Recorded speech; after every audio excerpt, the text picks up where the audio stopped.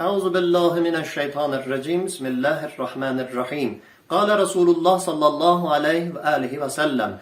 Likulli şeyin zekatun, zekatul ebdani es-siyamu. Her bir şeyin zekatı olduğu kimi bedenin de zekatı oruç tutmaktır. Daha sonra İmam-ı Kazım aleyhisselam buyurur. Likulli şeyin zekatun ve zekatul cesedi siyamun nevafil. Her bir şeyde zekat olduğu kimi bedenin de zekatı oruç tutmaktır. Müstehəbbi oruç tutmaktır.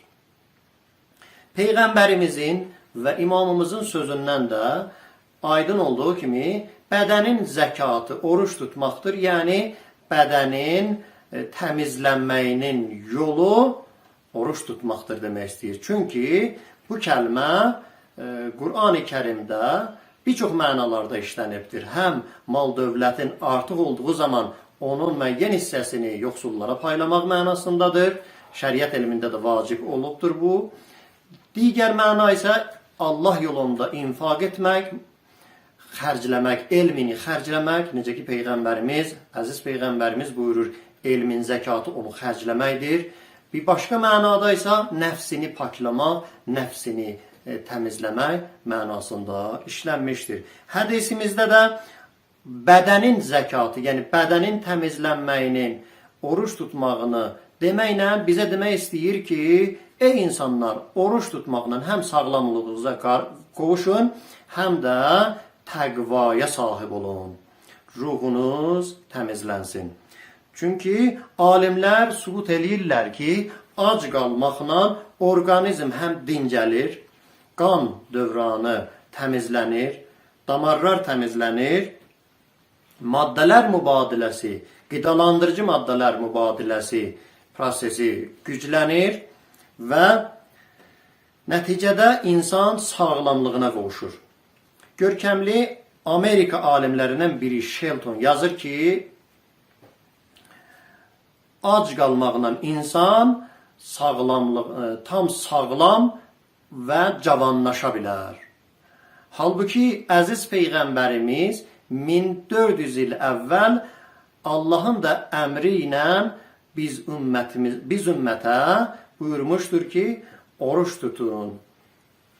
Oruç tutun, sağlam olun. Oruç tutun, təqvalı olun.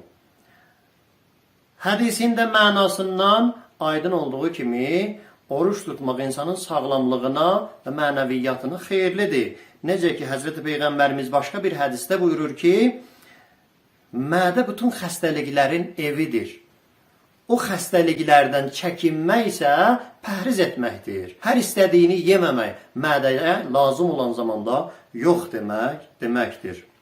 Göründüyü kimi, bütün bunlar bizə başa salır ki, bədənin zəkatı insanın lazımı zamanda onun bədəninə ziyanlı qidaları yeməmək, ziyanlı, zərərli sözləri danışmamaq, cəmiyyətə, ailəsinə, özünə, nəfsinə ziyan olanları işlətməməkdir.